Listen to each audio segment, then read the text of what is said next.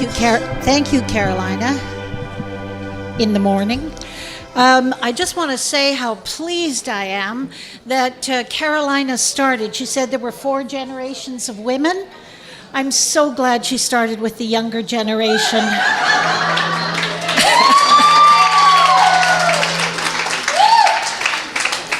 Anyway, my name is Mavis, and my story is a story of freedom, and I hope a story of hope as well.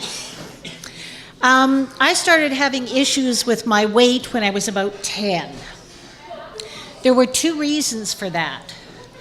The first was I was 10. And at 10, young women tend to put on weight in preparation for puberty. When did I learn this? Oh, about a year ago. So, I could have used that, The second reason had to do with a more personal family issue. My mother died of early onset Alzheimer's, which in the old days, I always tell people it was about 4,000 years ago, but really it was only 2. People didn't recognize the symptoms. It wasn't as well known as it was. But it was clear that around that time there was a big change in my mother. My father used to say that she had abandoned me. And in a sense, I think that's correct, but I don't think it was not something that was within her power. It's just the way it was. But I was 10, and clearly I felt it and did not know how to respond to that. So I responded by developing compulsive eating. I can actually remember when I was 10, which at my age is pretty darn hard to remember that long ago. But I can remember going into the kitchen to make myself a ketchup sandwich on white bread because I just demolished a mustard sandwich on white bread. So that's when the compulsion began. When I was about going to that 10 to 12 period, people are unkind. People like to hurt. And there were the teasing comments. Now that was easy to handle from the neighborhood boys. I simply ran them down like dogs in the street and sat on them until they said they were sorry. Right?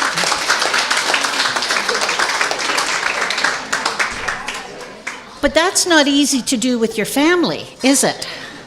Especially back in those days, it would have been playing with fire to stand up to your family like that. And in family and friends, they always mean well, but they hurt my feelings. Their view of fat people or overweight people or obese people, whatever you want to use the term, was that they were lazy, greedy, and had no willpower.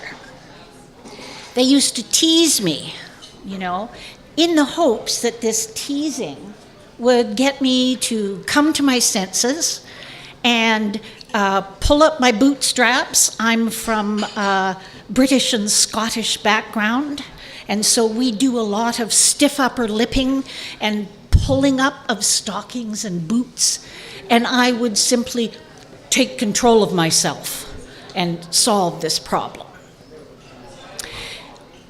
Well, I couldn't stand up to them, but I could show them.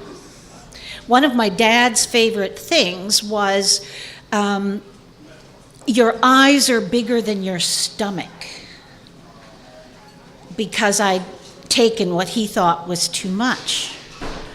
And so I'd think, yeah, you think so? Right? And I'd eat the whole damn plate, even if it was something I tasted and thought it was awful. We didn't have many sweets in those days. So sweets were something that I only got when we went out, to a dinner or something with people. And so, you got to make hay while the sun shines. So I would fill up on those sweets because I never knew when I was going to get them again. Life is insecure, right? So you got to make do with what you've got. So when I was about 12, I was sent to a pediatrician who put me on a diet. And that was the beginning of my roller coaster ride on the diet roller coaster. I was thinking about that today, and you know what? I rode that roller coaster for this close to 60 years. There you go. Now you know I'm 61. 60 years I did that to my body, right? Well, going on that diet roller coaster did two things. First of all, we know now that the dieting up and down is one of the reasons why when you're heavy, older in life, you can't get rid of it. Because each time you diet, the body responds because it thinks there's a famine, right? And so your metabolism goes down, et cetera, et cetera, et cetera. Each time you come up a little higher. So what are you doing when you do the up and down and the up and down and the up and down, right? You're basically making it worse for yourself. And I have to say that the roller coaster does even more damage than that. The damage the roller coaster dieting does is psychological, and that is the worst. Because it erodes your self-confidence and your self-esteem. Remember my background. I was never good enough, strong enough, I wasn't perfect, and, drum roll, it was all my fault, right? It was all my fault. So this went on for, when I was thin, I had confidence, but I also had anxiety. I don't want to put the weight on again because I'm confident, right? And people are looking at me as if I know what I'm doing, right? But if I put on weight, they won't feel the same way about me. They won't love me. Right? Of course, when I had put on the weight or was putting on the weight and realized that we were on an up cycle, that was the worst. Because that's when the depression comes. They're right. All those voices in my head, they're right. I'm not any good. I'm surprised people think I'm competent. I'm surprised people think that I'm good for anything, because clearly I'm not. I don't have self-control, I'm lazy, I'm greedy, and it's all my fault. I could do something about that if I just exercised my self-will, my will, and I have it. And every time I got to a certain point, I'd say, okay, that's it, I'm done. And I would start the diet train again. And I would be very good, and I would get down, and I would stay down for maybe 4 years, which is a considerably long time. But then the stress, insecurity, anxiety, little by little, it would come up again. When I was depressed, I felt that that was the proper punishment for me. And of course, I ate more when I was depressed because that was my punishment. My punishment was to make it worse. And I knew that. So, what happened I'll tell you what happened. In January of last year, I had another, okay, I have no more excuses left. This is the time. I've done it before. I can do it again.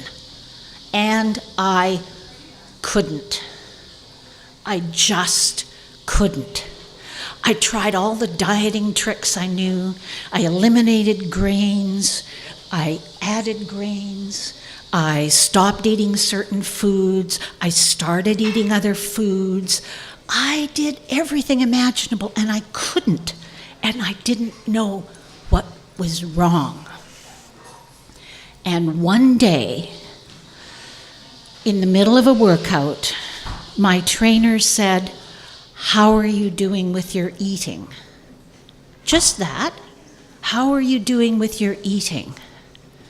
And I sat down on the bench, you know, the bench you do for chest press, called bench press.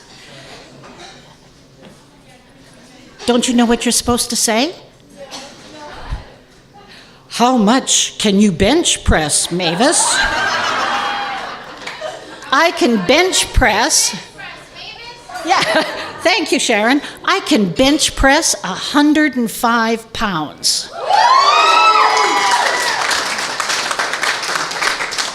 Where are those boys now, right?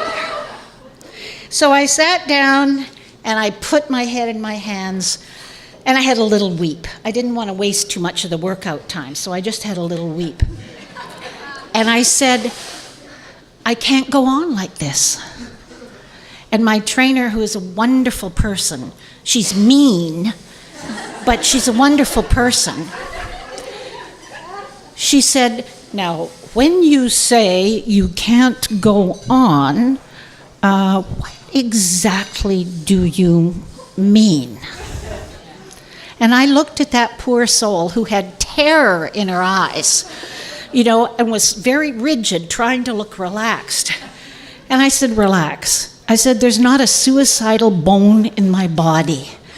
And she said, oh. And then, reverting to her trainer, modus operandi, she said, so, what are you gonna do about it? And you know, they always, what are you gonna do about it? You can't just wallow in it. You gotta do something. And I recognized that was right, and I said, I don't know. I said, I'll call a therapist tomorrow and see if there are some kind of programs or plans or something. And she said, you know, I think I can find something for you faster than that. And she did. She found me a spot. Well, it's not really a spot. You phone in and you talk to them about your disordered eating, the issues you have. And they recommended that I take some classes with the eating disorder clinic. So I thought, okay, great. All my problems are solved, right? And so I went there and, you know, they started talking about nutrition. I said, no, that's not right. Your food combinations are all wrong. I can't eat that. And, you know, they said, well, you know, you shouldn't really be restricting your diet. Yeah, right. Okay, so like what does she know, right? She's a dietitian, for Pete's sake. The real telling thing was when I ended up at the nurse. So they give you a little checkup, any blood tests if you need them. And so we're talking. She's telling me about all this research on dieting and how bad it is for you and how it makes things worse. And I'm saying to her, yeah, well, that's just left-wing stuff. You know, that's just a plot by people who, you know, are crazy, that kind of thing. And so we went through this. She gave me some material to read, sent me to some websites, and then she asked me the ultimate question. Her question was, and I quote, if you stayed the way you are right now, could you accept yourself? My response was absolutely immediate. Absolutely not. absolutely not. If I stayed where I was, I absolutely not could accept myself. I look back on that now and I think, woman, where was your head? So clearly, I wasn't completely in. And the first course I took, I slowly began to realize why I thought this was going to be the answer to all my problems. Because I thought that I was going to get some good tips on losing weight. Some good tips on losing weight. And you're at a disordered eating seminar. You know, it took me a whole first seminar to realize that that was a little strange, but as you can see, I am a little strange, so I didn't think anything of it till the end.